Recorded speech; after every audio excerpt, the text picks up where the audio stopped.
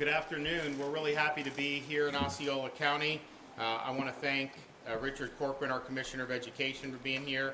Also Superintendent Deborah Pace, and then Mike Meechan for hosting us here today. Also want to recognize James Long, who's the principal of Gateway High School. And then we also have Anthony Cook, who's a parent of 3 children here in Central Florida.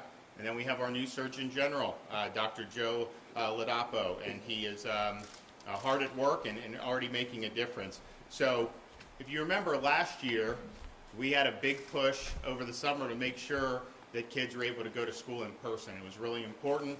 It was important for their well-being, their education advancement, their social development, the whole 9 yards. It was also important for parents because a lot of parents had to be working. They had to put food on the table, and having kids in school is kind of how they had built their professional lives around that. So we knew it was important for the kids, first and foremost. We also knew it was important for families. And so we were able to do that. Every parent in Florida had the right to send their kids to school in person. We were much better for it last year having done that. And I can tell you there's places across this country where there's some kids couldn't even get into school for a year in person, and the learning loss, the loss of development, some of the social, stunning of the growth in terms of social growth, that's going to be very, very difficult to overcome. So we knew there was a lot of challenges. Superintendents like Deborah worked very, very hard. Principals worked hard, teachers worked hard. That was one of the reasons why we worked hard to get $1,000 bonuses for all our principals and teachers, because we recognized it was a different type of school year, but it was very, very important that we do that. And so now fast forward to this year, there's been a lot of discussion, of course, about parents' rights, whether kids, particularly these young kids, can be forced to have to wear a mask, or whether that's something that the parent should be able to decide based on the health and well-being of their kids. I would note there's still litigation going on, but we're going to end up winning that case in the first DCA. But the results, the fact is the cases have gone down everywhere in the state since school started.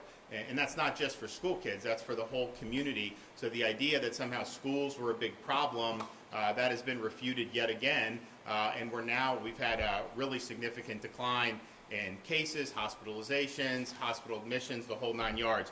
So we're happy about that. And as much as play as the parents' rights got in terms of making sure parents had the right with respect to masking, one of the things that the parents have been most concerned about have been policies that would quarantine dozens and dozens of healthy students if there was one positive test in a particular classroom. And that was incredibly disruptive to kids' education. To have someone at home who is healthy, doesn't have any symptoms, and yet they're not able to be in school and not able to learn, they get not allowed to participate in activities. That's been a huge, huge impediment to having a normal functioning school year. And it's also very difficult for parents, because we have a lot of folks, particularly here in Central Florida, a lot of 2-parent households. Both are working to put food on the table. We've got a lot of single-parent households, including single moms, have to work to put food on the table. Many of our folks in Florida are not able to work from home. They've got to actually be at that job, and they've got to be there earning a living. And so they get a call maybe the night before saying, hey, your son or daughter was quote exposed, and they're going to have to quarantine. That makes it very difficult for them to continue doing their jobs and continuing to put food on the table.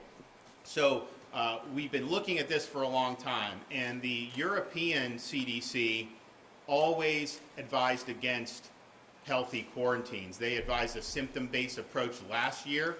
And basically, if someone is sick, obviously they stay home, and if they come to school sick, then you send them home, of course.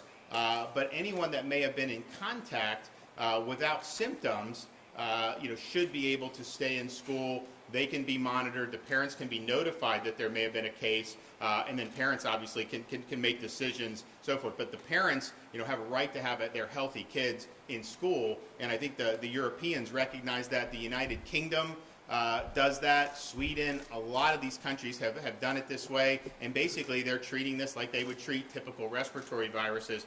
And Iowa in the United States has also done it. And so we here today, Dr. Lapido put out a revised rule for the school year, which basically recognizes this, that quarantining healthy students is incredibly damaging for their educational advancement. It's also incredibly disruptive for families all throughout the state of Florida, but particularly here in Central Florida. And so we are going to be following a symptoms-based approach. If somebody is symptomatic, of course, they stay home. If there's a close contact, but somebody has not developed any symptoms, you monitor them. You notify the parent. The parent always has the right to have their kids stay home if they think that's in the best interest of the student and the family.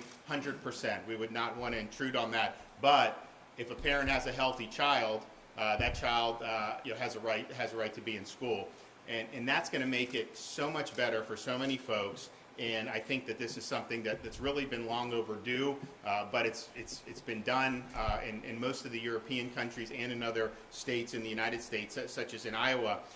So this will really make a positive difference for a lot of families throughout Florida, and we want to make sure that we're following that data, we're following science, and we're recognizing that England did Oxford did a review of quarantine students.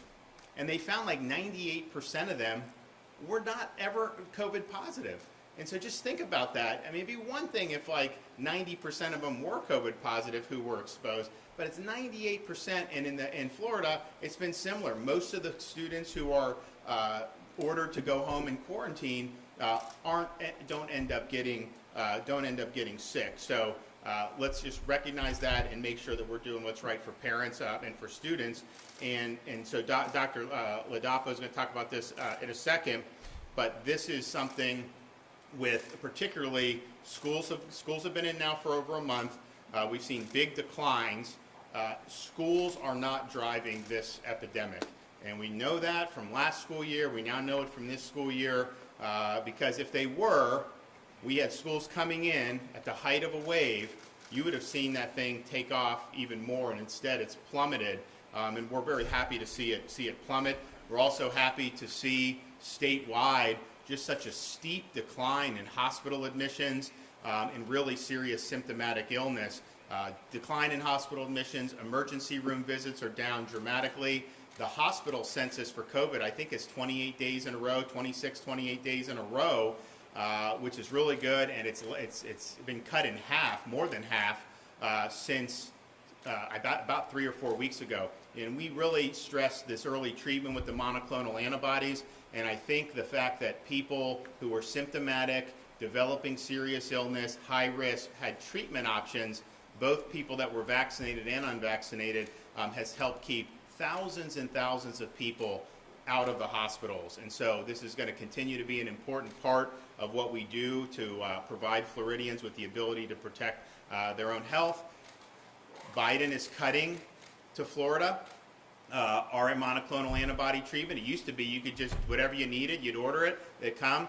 HHS has seized control of that, and now they're effectively rationing it. So we had a cut last week, and we have another cut this week. So we're working on ways to overcome that, but I think clearly you see this has been very successful, and it's helped an awful lot of people. So we want to continue doing that. But for now, this I think is something that's long overdue in terms of the school policy. Let's focus on symptoms. Let's have a safe environment. If people are coming to school sick, let's make sure that they're back home. And if they get sick, make sure that they're not coming to school. And I think that's 100% something that we all should do. As you do have a case, if someone's exposed, not an automatic quarantine. If they develop symptoms, then obviously, but really the parent is going to have that ability for a healthy student to be able to have a place in the classroom.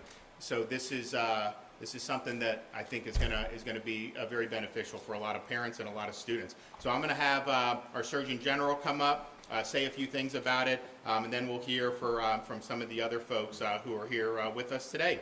Okay, Joe. Thank you, Governor. So, good afternoon. Again, I'm really happy to be here in Florida and really very happy to be working with someone like the governor who has a similar vision about, how to think about weighing costs and benefits with managing this pandemic. So yesterday, when the governor introduced me, one of the things I said is that we would make policies about public health that considered both costs and benefits. So when I went to graduate school, that was not a radical idea. That was just sensible to make policies and think about both the benefits that you get from them and what they cost you. So our new rule today is an example of that. So if you look at the data, if we talk about the data about what the benefits are of taking healthy children who happen to be exposed to another child or adult who's tested positive for COVID-19 and taken that child out of school for a week or longer in the quarantine, well, what are the data about benefits? So basically, there's no high quality data about benefits, and we're about 18 months into this pandemic, and there's not a single high quality study that shows that any child has ever benefited from that policy.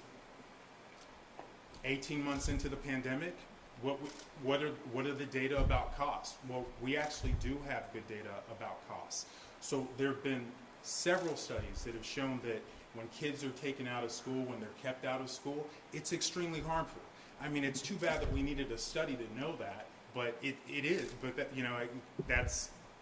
it's great that the studies agree with what I think most parents would have known without a study.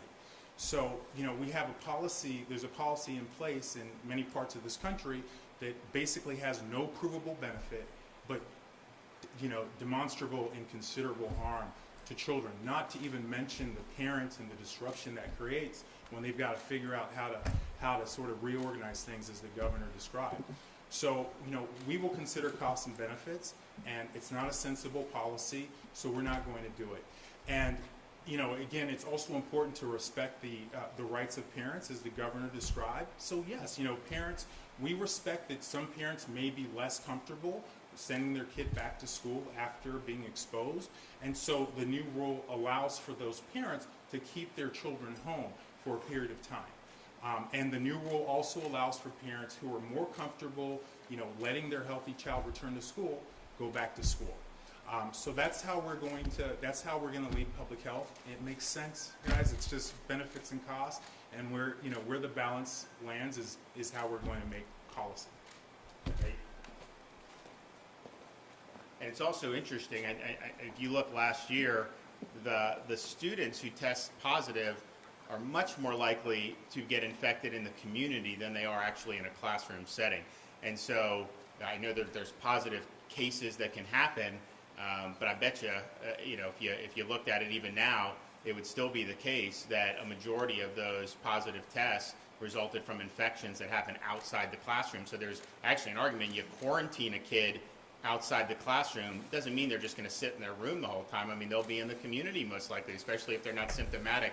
So their risk of exposure in some respects may even be greater. I want to let Superintendent Pace come up. She's done a really good job here in Central Florida. Last year, she was one of the leaders in saying, we've got to get the kids in school. I mean, remember, that was like so controversial at the time, but it was the right thing to do, and it proved to be successfully done here in Osceola County. Thank you so much, Governor DeSantis, and thank you, Commissioner Corcoran, for being here with us today. Thank you also so much for your leadership in prioritizing getting kids back into school. Certainly safety is our number one priority, but the learning is so critical for our students and our families here in Osceola County. So on behalf of our board, our community, and our parents, we really want to thank you. When I looked at our data on day 15, 19% of our students either were quarantined or had been. So that's 1 in 5. That is devastating for families who have to go to work, have to make alternative arrangements for their kids, and yet we are still continuing to see a decline in cases in that 5 to 17-year-old age group. So we are excited to have this new opportunity to let parents make decisions in the best interest of their students. We do encourage everybody to monitor closely for symptoms. Don't send those children to school if they're sick. We'll work with you to make sure we transition them to digital learning, but overall, we also know that learning happens best when they're in a classroom with that caring teacher, with their peers, and learning from each other. So we thank you for your leadership and appreciate you being here with us today. Thank you. Okay, we have James Long, the principal of Gateway High School. Good afternoon, everybody. You've heard a lot of people talk about the challenges of these last 18 months, and certainly education wasn't immune to that. It was challenging for educators, for our parents, but most importantly, it was really challenging for our students. And the fact that, Dr. Pace made the decision and the board made the decision that the kids could all come back and we would be back to face-to-face learning. And I entered school that first day, and it was like the first day of school for me all over again, just getting to see 1,800 faces that were just as excited to be there as I was.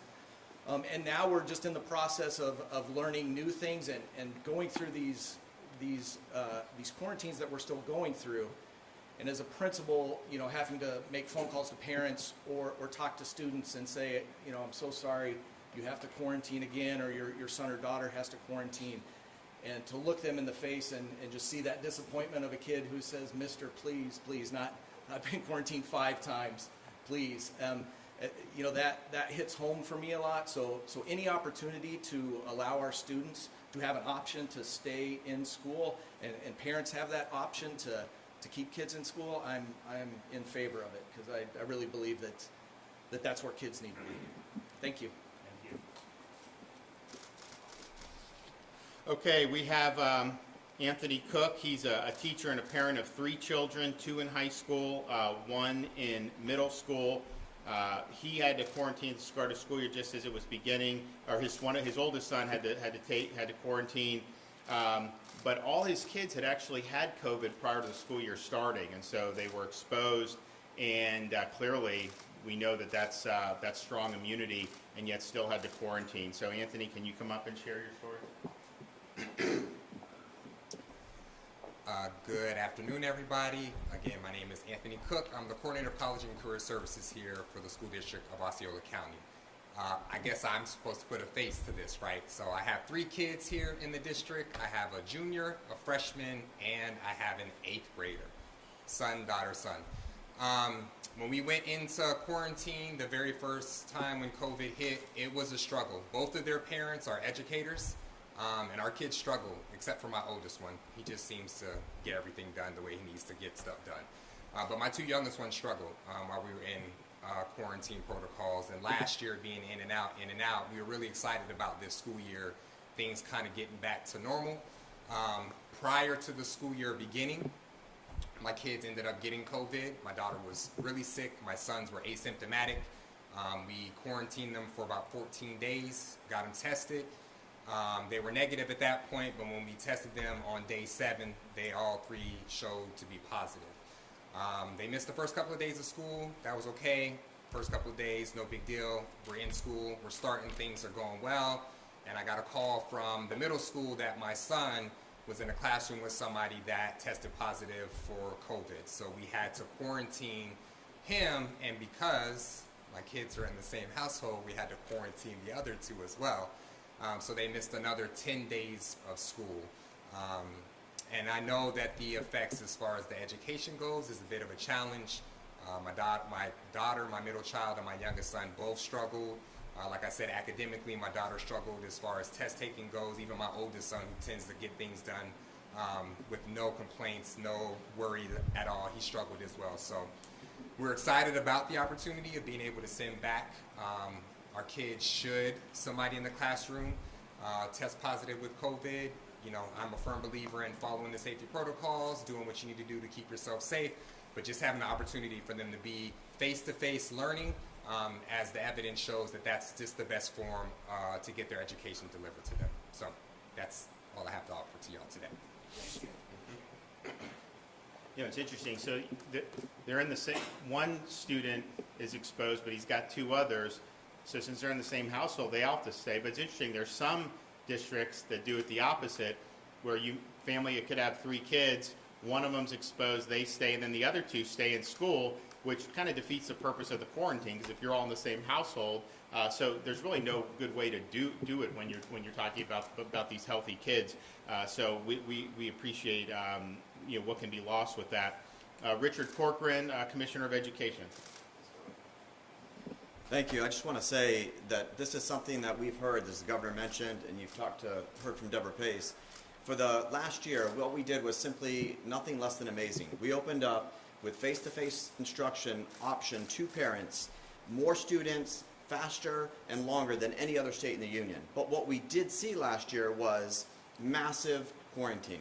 And as the governor mentioned, now we have this data. So you think about it, what we did last year, and we saw some dips in our ELA, some dips in our math, nothing like the nation. But what we do know is this: if you take the number of kids that we had in face-to-face instruction, pushing 2 million kids, and they're all here or there getting quarantined, you're talking about what would be described as chronic absenteeism pandemic. That's what we had last year. All of these kids, and you take it worldwide, you're talking millions and millions and millions of days of quarantining, and to the point when you know factually that 99% of those children never become symptomatic. And so to the Surgeon General's point, it's completely a lack of sensibility. It's a lack of common sense. We have an absolute known thing that if you have chronic absenteeism, and what that means lower performance in schools, greater mental health issues, greater likelihood of struggling for the rest of their academic career. All of those things are 100% certain. And over here you have 1 to 2% maybe of those kids ever needing to have been quarantined. And to the governor's point, we say 1 or 2%, but that includes the concept that those kids went home and locked themselves in a room for 14 or 10 days and never got exposed. The reality is they're down playing basketball, they're at their neighbor's house, they're hanging out, they're doing all those things. So the likelihood that 1 or 2% is really 1 or 2% is a complete fallacy. So listen, I'm speaking from experience. That's why I'm a little bit passionate about it. I have 6 kids, all 6 of my kids, and some of them last fall when we were doing 14 days had been quarantined. You're talking just one household having approaching 100 days of chronic absenteeism. That's a problem, and it doesn't make any sense. And so this change is what the superintendents, what parents, teachers, everyone said, if you could change one thing right now, stop the chronic absenteeism. Let us keep those kids in school. It's a brilliant rule change. So glad to have you on board, General, and so glad to have you do this, Governor. And we thank you so much for this common sense rule. So bottom line is, healthy kids have a right to be in school. The parents have a right to have their healthy kids in school. Parents also have the right to be notified if there's a case in a school and their kid maybe have been in that class or may have been around, and if they feel that it's better to keep them out, by all means, we think that's it. But it seems the concerns that we've seen are parents who have a healthy kid sitting around the house and really need them to be in school. So that'll be better for the kids' education, development, and of course it's going to be better for our working families who are working very hard and have worked very hard throughout this entire pandemic to make ends meet for their families and to put food on the table. So I want to thank the General for drafting this, and I want to thank Richard for really being out in front and always advocating for these children. So let's keep it going. I think the school year we've defied a lot of I think critics in terms of the decline we've seen in the COVID since the school started, and we really feel that with our focus on treatment was one of the missing aspects, that going forward, we have people to give them the tools they need between the vaccinations and the prevention and then the treatment on the back end. Okay, take some questions. Governor, you've spoken a lot about people having the freedom of choice with the pandemic and not letting local politicians step in between you and your doctor and making decisions. With that same philosophy, can you stand behind that to support the Heartbeat Act that was filed today?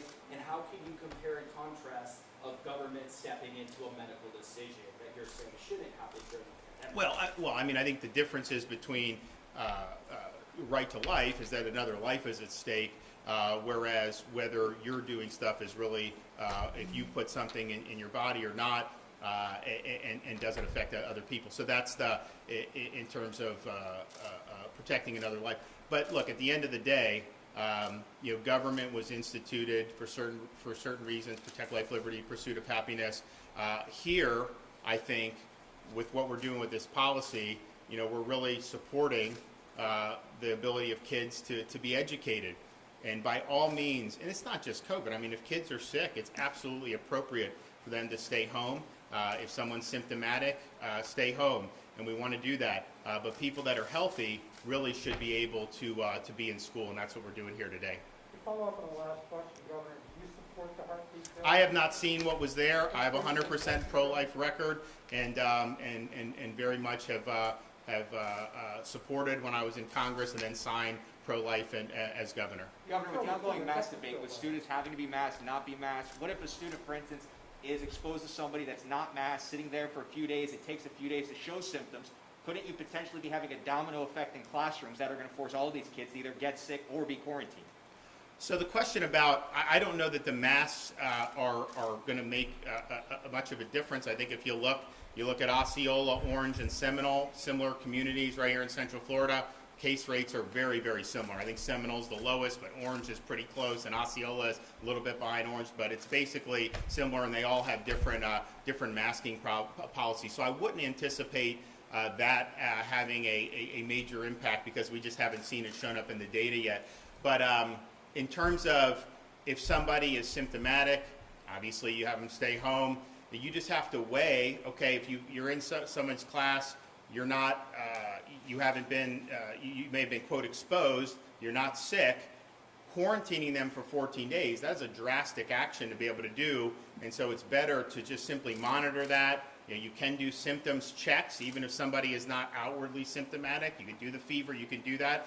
And of course, anyone that's been exposed, if they're healthy, you can still do symptoms monitoring as well. But to take them out of school, that's a huge, huge burden on the student. It's a huge, huge burden on the families as well. And I think we've seen, as the doctor mentioned, you haven't seen a lot of data or studies to justify those types of draconian actions. And the places that have done a symptoms-based approach have had very similar outcomes to places that have done more draconian quarantines. Governor, do you feel like this could be a little bit too much of an honor system? I mean, we've had a lot of sports activities that have been canceled, extracurriculars, and a lot of these kids have a lot riding on the line. Do you feel that parents or students may lie and say that they're asymptomatic and that they're fine so that they can participate, and maybe we're going to get sick kids where they shouldn't be? Oh, I trust parents and families. I mean, I don't think they're going to go around lying. I think what happens is you have people that are just not sick that are being kept out of activities. That is a big, big harm, especially for kids playing sports and doing these, people that are in maybe their senior year of high school. You may miss a couple games just because you happen to be in a classroom of somebody. And I also think the quarantine policies, they're draconian. I don't think any of them, as they are working anywhere in the United States, to my knowledge, recognizes kids that have recovered from COVID. In other words, if you've recovered from COVID and then you're exposed, it doesn't mean you're 100% you never get it. It's possible, but it's very, very rare, and certainly very unlikely that you would ever develop a serious illness at that point. And yet you have kids that are forced to be on the sideline for really no medical reason whatsoever. So I'm less concerned about that. I mean, I think most parents want their kids to be in a safe environment. If there is a case in a classroom, parents should absolutely be notified of that and be able to make the decisions. But I don't think a forced quarantine on kids that are healthy is the way to go. Okay, well, we look forward to being back here very soon, and I hope that the school year continues to go very well, but we really appreciate all the work that people are doing throughout our school system. Okay, good to go. Over here. Let's go.